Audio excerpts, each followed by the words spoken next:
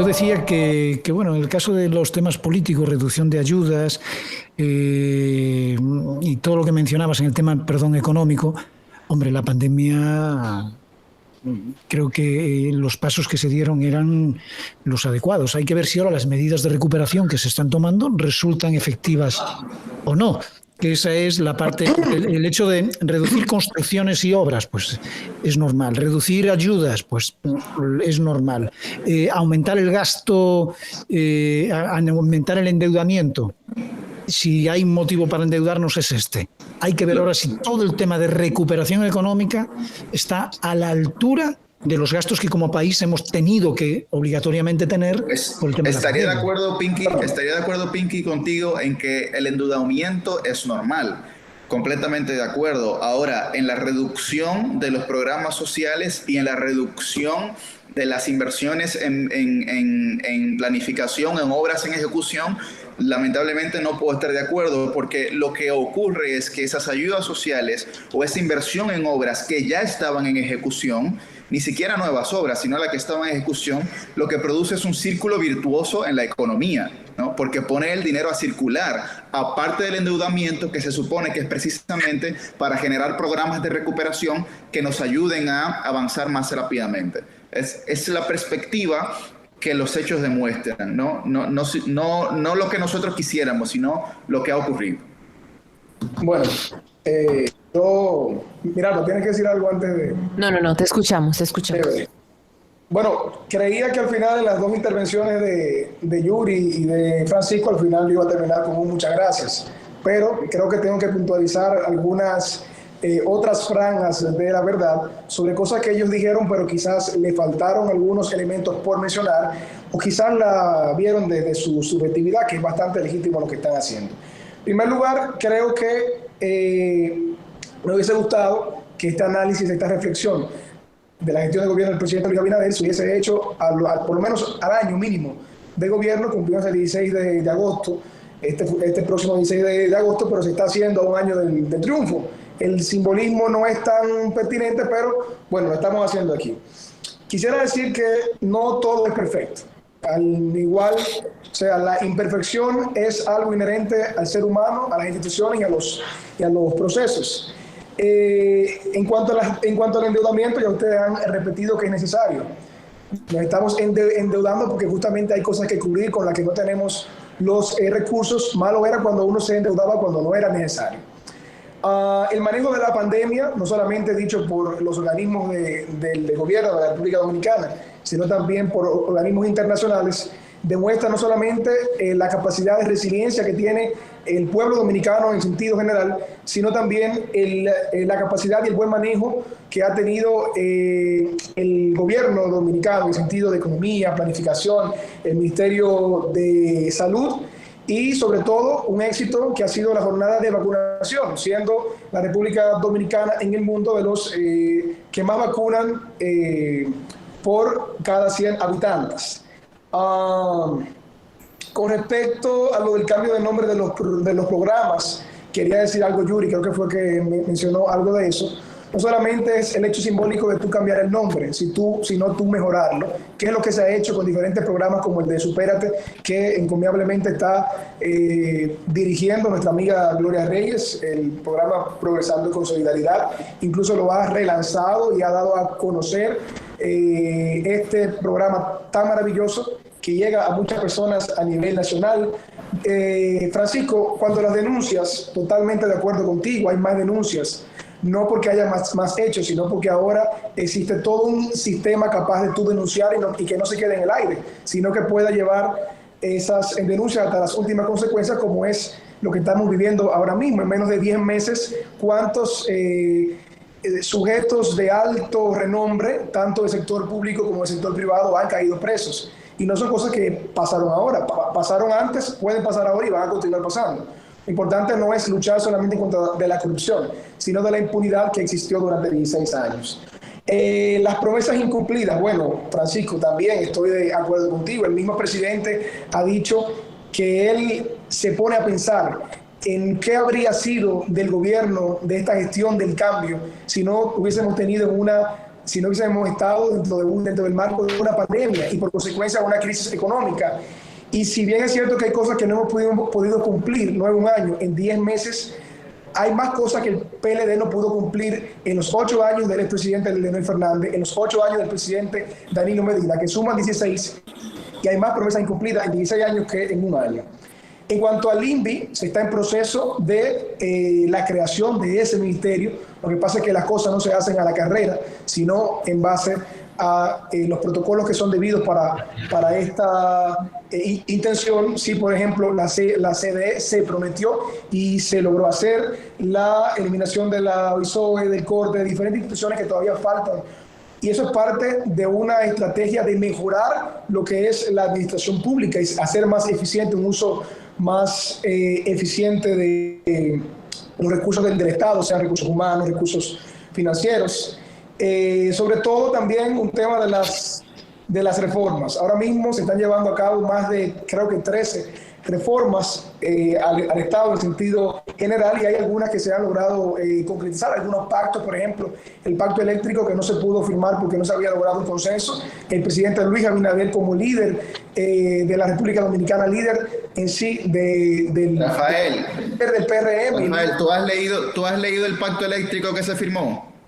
No me voy a ir, estoy simplemente... Es el mismo que había propuesto el PLD, pero que el PRM no quiso firmar y ahora como sí. Dice ustedes, los abogados, por un asunto de tiempo, vamos a ahorrar tiempo y no nos vamos a ir a profundizar los temas, sino que voy a ir tocándolo uno a uno.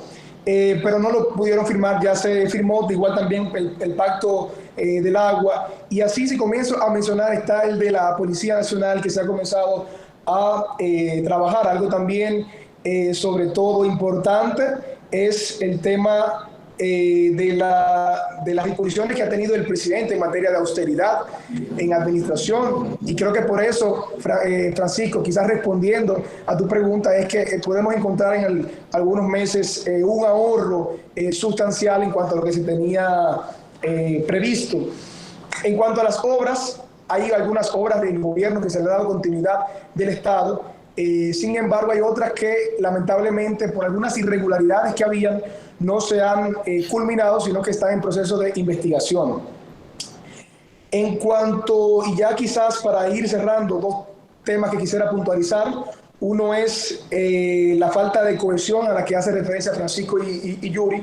Si bien es cierto, pudiera ser, porque no somos perfectos, estamos comenzando en un gobierno que no solamente tiene PRMistas, sino personas del sector privado, de la sociedad civil. No creo que haya una falta de cohesión, sino que cada quien, entendiendo la libertad de expresión y el principio de la democracia, las personas tienen un criterio propio y emiten verdades que ellos creen que a veces se las pudieran inhibirse, simplemente la comentan. Y para culminar, respecto a las bases, entiendo que el PRM y nuestro líder Luis Abinader ha respetado, comenzando la ley de servidor público, la 4108, y no ha hecho como en otras ocasiones que se llega y lo que muchas personas hubiesen querido fue una, sino que se ha respetado a la carrera administrativa, los comités de ética, y entendiendo que aunque uno tenga el deseo, claro,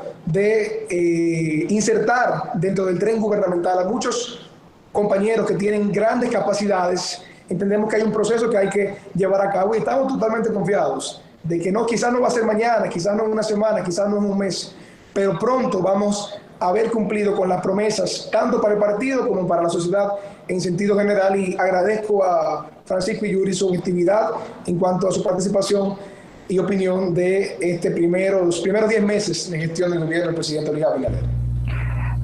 Mira, Alba, creo que la responsabilidad de tener un micrófono al frente me exige y me obliga. Entiendo perfectamente a Rafael, comparto algunas de sus posturas, digamos desde una óptica muy optimista, pero la responsabilidad de tener un micrófono al frente y de dirigirme al público me exige aclarar algunas cosas, porque nosotros informamos, ¿verdad? Y socializamos información para que la gente tenga conocimiento.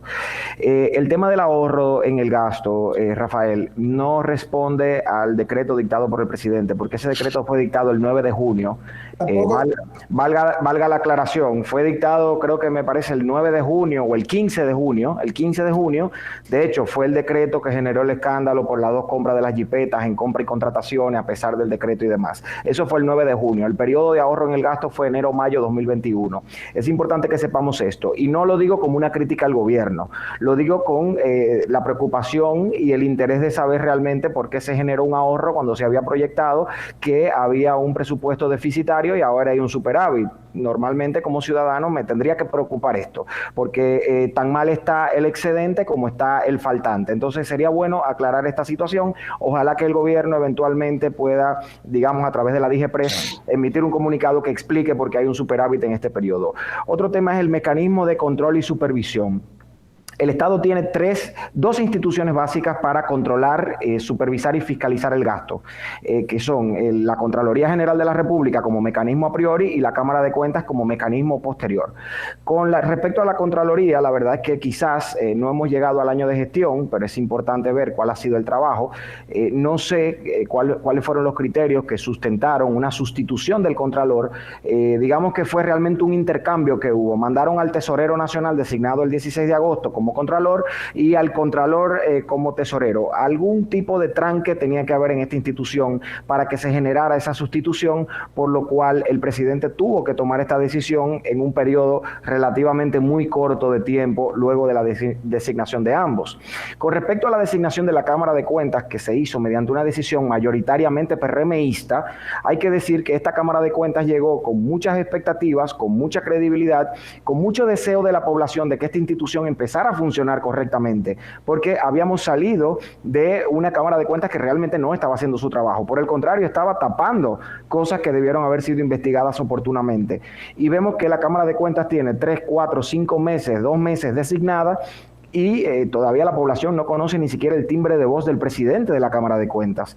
¿Qué ha estado haciendo la Cámara de Cuentas en todo este tiempo, luego de llegar con una responsabilidad tan pesada sobre sus hombros que la población no sabe absolutamente nada de la labor que están realizando? Es una entidad autónoma que tiene toda la capacidad y todo el deber de dirigirse a la población, y bueno, esa Cámara de Cuentas que hoy está nombrada por una mayoría PRMista, pues no ha dicho ni esta boca es mía con todo lo que ha venido sucediendo, tanto con funcionarios actuales como funcionarios del anterior gobierno.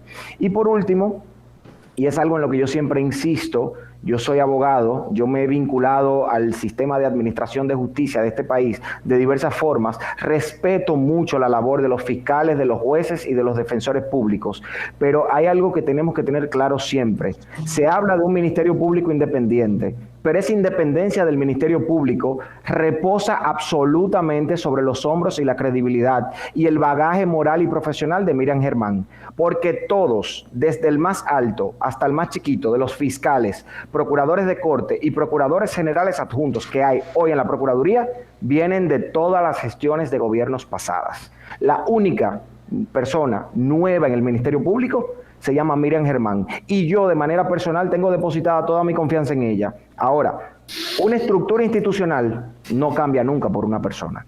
Duro eso que acabas de decir. No cambia nunca por una persona, pero se supone que por lo menos deben empezar pequeños cambios que son los que al final sumarán las grandes cosas.